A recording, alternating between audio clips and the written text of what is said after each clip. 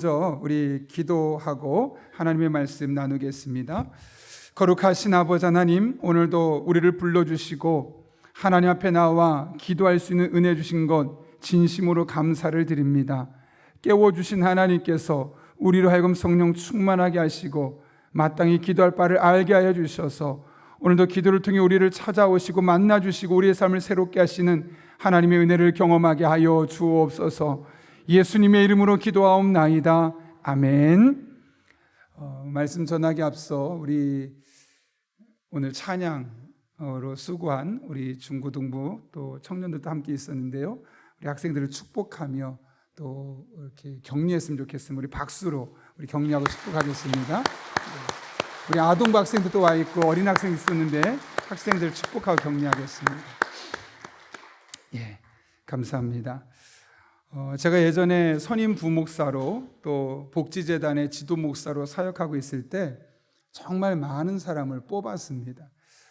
정말 숫자로만 센다면 수백 명을 면접 보았습니다. 그때 제가 늘 조심스럽게 또 신경을 썼던 것이 무엇이냐면 누가 봐도 저 사람은 뽑을 만한 사람이야 라고 생각되는 사람을 뽑아야겠다라는 겁니다. 왜냐하면 나는 나름대로 신경을 써서 뽑았는데 저 사람을 왜 뽑았어? 라는 말을 들으면 안 되겠기에 항상 이번에도 이 일에 가장 적합한 사람, 이 일에 가장 맞는 사람이 누구일까에 초점을 맞추면서 사람을 보게 되었고 그렇게 사람을 한 명, 두 명 뽑았던 기억이 있습니다. 그런데 이것이 비단 제가 사람을 뽑을 때만 썼던 방법이 아니라 하나님께서 우리를 선택하실 때도 쓰셨던 방법임을 성경을 통해 깨닫게 되었습니다. 성경을 보게 되면 하나님은 아무나 쓰지 않습니다. 누가 보아도 특별히 하나님 보시기에 쓸 수밖에 없는 사람, 많은 사람이 있지만 그래 이 사람이야 라고 할 수밖에 없는 그 사람을 하나님은 찾으셨고 늘 그런 사람을 통해 일하셨던 것을 우리는 성경을 통해서 볼 수 있게 됩니다. 특별히 오늘 말씀을 통해 그와 같은 하나님의 일하심을 볼 수 있는데요. 느헤미야는 바벨론의 포로로 잡혀왔던 이스라엘 백성들이 3차로 돌아올 때 그들의 리더로서 역할을 했습니다. 그런데 그 당시에 느헤미야뿐만 아니라 정말 수많은 사람이 있었습니다. 근데 하나님은 그 많은 사람 중에 왜 유독 느헤미야 그 사람을 선택하셨고 그를 통해서 이스라엘 백성들을 예루살렘으로 귀환하게 하는 일을 감당하게 하셨을까요? 느헤미야를 쓰실 수밖에 없었던 그가 갖고 있었던 특별한 특징들이 있었기 때문에 그렇습니다. 그것이 무엇인가 오늘 두 가지를 살펴보려고 하는데요. 첫 번째로 그는 다른 사람의 아픔을 공감할 줄 아는 사람이었습니다. 오늘 1절을 말씀 보게 되면 느헤미야는 당시 수산궁에 있었다고 합니다. 수산궁은 바벨론이 갖고 있었던 또 다른 그의 정원이었고 또 다른 그의 궁궐이었습니다. 원래 궁궐이 아니라 쉼을 갖고 있는 그런 궁궐이었는데 어느 날 수산궁에 있었던 느헤미야에게 그의 동생 하나니가 찾아왔습니다. 하나니는 이스라엘 땅에 다녀온 뒤였기 때문에 느헤미야는 하나니에게 묻습니다. 네가 가서 봤던 예루살렘에 살고 있던 이스라엘 백성들은 과연 어떤 모습으로 살고 있느냐? 라고 그들의 형편을 물어보게 되죠. 그때 뭐라고 이야기합니까? 3절을 보게 되면 예루살렘에 남아있는 사람들이 큰 환난을 당하고 능욕을 당하며 성은 허물어지고 성문이 불탔다라는 비극적인 소식을 전해줍니다. 여러분이 이때 느헤미야가 어떻게 반응합니까? 4절 말씀 같이 한번 읽어볼까요? 이렇게 시작합니다. 같이 읽습니다. 시작. 내가 이 말을 듣고 앉아서 울고 수일 동안 슬퍼하며 하늘의 하나님 앞에 금식하며 기도하여. 여기 느헤미야가 어떻게 했다고 말합니까? 수일 동안 울며 슬퍼했다라고 말합니다. 여러분, 그런데 그 당시에 느헤미야가 어떤 상황이 있는지를 살펴보게 되면 일이 얼마나 특별한 일인지를 볼 수 있는데요. 느헤미야는 유대인으로서 바벨론 포로 시기에 그의 할아버지가 이 바벨론의 포로가 되어서 잡혀갔던 사람입니다. 그 할아버지의 뒤를 이어서 아버지가 태어났고 그 아버지의 뒤를 이어서 이제 느헤미야가 바벨론 땅에서 태어나게 된 것이죠. 오늘날로 말하면 이민 3세대라고 말할 수 있을 겁니다. 그런데 오늘 보게 되면 그는 이민 3세대로서 1절에 보면 수산궁에 있었다고 말합니다. 다시 말하면 우리나라로 따지면 우리나라 사람이 미국에 가서 이민 3세대가 되었는데 대통령궁에서 대통령을 모시고 있는 사람이 되었다라고 이야기하고 있는 것이죠. 특별히 11절을 보게 되면 그의 직분에 대해서 술 맡은 관원이 되었다라고 이야기하고 있습니다. 당시에 술 맡은 관원은 엄청난 고위직입니다. 왜냐하면 음식을 통해서 왕을 독살하는 일들이 많았기 때문에 왕이 가장 신뢰하는 사람에게 떡 맡은 관원이나 술 맡은 관원이란 직을 맡겼기 때문에 그런 것이죠. 느헤미야는 이방 사람이었음에도 불구하고 바벨론 왕이 신뢰하고 믿을 만큼 특별한 은혜를 경험했던, 그렇게 고위직이 있었던 사람입니다. 그러면 가만히 있어도 그의 삶은 보장되어 있었고, 굳이 저 멀리 1400km나 떨어져 있는, 어떤 사람은 1200km라고 말하기도 하고 어떤 사람은 1400km라고 말하기도 하는데, 그 예루살렘에 있는 사람들이 형편이 굳이 그들을 신경 쓰지 않아도 됩니다. 그냥 가만히 있어도 그는 죽을 때까지 편안하게 먹고 살 만한 자리에 있었던 사람입니다. 그런데도 그는 이스라엘 백성들의 형편에 관심을 기울였습니다. 아니, 관심 정도가 아니라 그들의 고통스러운 이야기를 듣고 그들의 아픔에 공감하며 그들을 위해 수일 동안 슬퍼하며 울었다라고 말합니다. 그가 이스라엘 백성들의 삶에 얼마나 진심으로 대했는지를 우리가 볼 수 있는 대목이죠. 누군가 이 시대를 감정이 메말라버린 시대라고 했습니다. 그러면서 그 이유를 우리가 너무나 이기적이다, 그리고 너무나 물질 중심으로 살아가기 때문이다, 너무나 나만 사랑하고 돈, 명예만 너무 중요하게 생각하는 시대를 살아가다 보니까 우리의 감정이 메말라 버렸다는 겁니다. TV 드라마를 보고 울고 슬픈 영화를 보면서는 눈물을 흘릴 수 있을지언정 정작 주변에서 힘들어하고 있는, 아파 있는 사람을 보면서 공감할 수 없는 시대가 오늘날 우리가 살아가는 시대라고 이야기하고 있습니다. 성경은 심지어 이 말세 때 일컬어 자기만 사랑하는 시대라고 분명하게 우리에게 이야기하고 있죠. 우리가 살고 있는 이 시대가 바로 이런 시대입니다.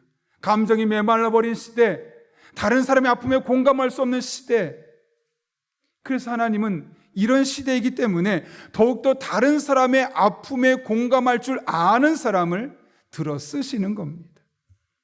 그래서 그런 사람을 쓸 수밖에 없고 그런 사람을 축복할 수밖에 없는 겁니다. 왜냐하면 그런 사람을 쓰셔야지만 더 많은 사람이 함께 행복해질 수 있는 하나님의 나라를 만들어갈 수 있기 때문에 그렇습니다. 그래서 사도 바울은 또한 로마서 12장에서 우리에게 이렇게 권면하지 않습니까? 즐거워하는 자들과 함께 즐거워하고 우는 자들과 함께 울라. 여러분, 즐거워하는 자들과 함께 즐거워하고 우는 자들과 함께 울라는 말이 다른 말하면 뭐겠습니까? 그들의 마음을 함께 공감할 수 있어야 되겠다는 거죠. 그들이 즐거워할 때 너는 뭐가 그렇게 좋은데라고 말하면서 시기하고 질투하는 것이 아니라 함께 충분히 즐거워질 수 있을 만큼 그 사람의 즐거움에 공감해 줄 수 있는 사람. 누군가 아파하고 있으면 왜 저 정도 가지고 아파하는 거야? 저 정도는 혼자 이길 수 있어야지 라고 말하는 것이 아니라 그 사람이 왜 저렇게 아파할까? 그 사람의 아픔에 공감할 수 있는 사람이 되어라. 이것이 우리에게, 우리 믿는 사람에게 요청되는 삶의 모습이죠. 즐거워하는 자들과 함께 즐거워할 줄 알고 우는 자들과 함께 울어줄 줄 아는 사람. 이것이 바로 우리 그리스도인이 이 감정이 메마른 시대, 나만 사랑하는 시대를 살아가며 삶으로 보여줘야 할 믿음의 태도임을 우리에게 말씀하고 있는 겁니다. 여러분, 우리는 어떻습니까? 다른 사람의 아픔을 보면서 그건 그 사람의 아픔이지 나의 아픔이 아니야 라고 말하면서 그 사람의 아픔에 공감할 수 없는 사람입니까? 장례를 당한 사람을 보면서도 그래, 저 사람 부모님 어차피 돌아가는 거지 뭐 라고 말하면서 그냥 끝나는 사람입니까? 아니면 얼마나 힘들까, 얼마나 아플까, 그 사람의 마음이 여러분의 마음속에 전달되는 사람입니까? 만약 우리 또한, 믿음의 사람인 우리 또한 감정이 메마른 시대를 살아가며 우리 감정이 메말라 있다면 우리가 하나님께 기도해야 합니다. 하나님, 메말라 있는 나의 감정을 회복시켜 주십시오. 즐거워하는 사람을 함께 즐거워하고 그들을 축복하는 사람이 될 수 있게 해달라고, 우는 사람, 아파하는 사람, 근심에 있는 사람에게 그들의 근심에 동참할 수 있는 사람이 될 수 있게 해달라고, 우리의 마음이 그렇게 공감할 수 있는 사람이 될 수 있게 해달라고 우리가 하나님 앞에 기도해서 우리의 마음이 회복될 수 있어야 되겠습니다. 하나님께서는 그런 사람을 통해 일하시고 그런 사람을 통해 그런 사람을 쓰실 수밖에 없기 때문에 그렇습니다. 바라기는 다른 사람의 마음을 공감할 수 있는 그런 그리스도인 될 수 있기를 예수님의 이름으로 축원합니다. 그런가 하면 우리가 느헤미야를 통해 발견하는 두 번째 모습은 그는 기도하는 사람이었다는 것이죠. 이스라엘 백성들이 겪고 있는 아픔에 대한 이야기를 들었던 느헤미야가 어떻게 행동합니까? 오늘 본문 4절과 5절 말씀 같이 한번 읽겠습니다. 시작. 내가 이 말을 듣고 앉아서 울고 수일 동안 슬퍼하며 하늘의 하나님 앞에 금식하며 기도하여 이르되, 하늘의 하나님 여호와 크고 두려우신 하나님이여, 주를 사랑 안 하고 주의 계명을 지키는 자에게 언약을 지키시며 긍휼을 베푸시는 주여 간구하나이다. 아멘. 여기 보게 되면 느헤미야가 금식하며 기도했다라고 말합니다. 여러분, 우리가 누군가의 아픔에 공감할 수 있고 누군가의 즐거움에 함께 즐거워할 수 있다는 것은 참 귀한 태도입니다. 그런데 우리의 힘은 한계가 있습니다. 그래서 우리에게 필요한 것이 뭐냐면 그냥 공감만 해주는 것으로 끝나선 안 되고 그를 위해 함께 기도해 줄 수 있는 사람이 되어야 한다는 것이죠. 오늘 5절 이하에 계속 이어지는 말씀 보게 되면 느헤미야가 어떻게 기도했는지 구체적으로 나와 있습니다. 그러나 오늘 우리는 시간이 많지 않기 때문에 그 구체적인 내용보다는 그가 이스라엘 백성들이 겪고 있었던 그 어려움을 타개하기 위해서 하나님 앞에 기도했다라는 사실을 중점적으로 살펴보려고 합니다. 여러분, 느헤미야가 기도했다는 것, 그것은 결국 무엇을 의미하는 거겠습니까? 그 문제를 하나님께 맡겼다는 것이고 그 문제를 하나님께 가지고 가면 하나님께서는 그 문제를 해결해 줄 수 있다는 사실을 그가 믿었다는 것을 의미하는 것 아니겠습니까? 솔로몬이 잠언 16장 3절에서 말했던 것처럼 너의 행사를 여호와께 맡기라, 그리하면 네가 경영하는 것이 이루어지리라. 이 말씀을 신뢰했기 때문에 아니었겠습니까? 나의 크고 작은 일을 하나님께 맡기면 하나님께서 그것을 이루어준다는 사실을 믿기 때문에 그 문제를 하나님께 기도라는 구체적인 방법을 통해서 가지고 갈 수 있었던 것이죠. 여러분, 하나님은 능력의 하나님이심을 믿으십니까? 언제든 우리를 도와줄 수 있는 분이심을 믿으십니까? 그런데 그 하나님의 도우심을 경험하려면 필요한 것이 바로 기도하는 겁니다.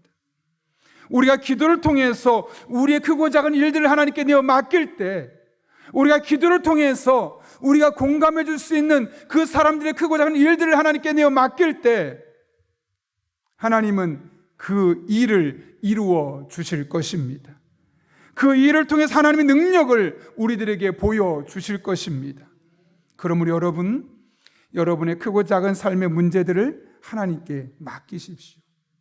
만약 사람에게 문제가 있다면 하나님이 그 사람을 바꾸어 주실 것입니다. 만약 환경에 문제가 있다면 그 환경을 하나님께서 변화시켜 주실 것입니다. 그래서 우리의 기도를 통해 일하신 하나님을 여러분에게 만나게 해 주실 것입니다. 오늘 말씀을 정리합니다. 오늘 우리가 느헤미야를 통해서 배우게 되는 두 가지 모습의 첫 번째는 그는 다른 사람의 아픔에 공감할 줄 아는 사람이었다는 것. 두 번째는 하나님 앞에 그 문제를 가지고 가서 기도하는 사람이었다는 겁니다.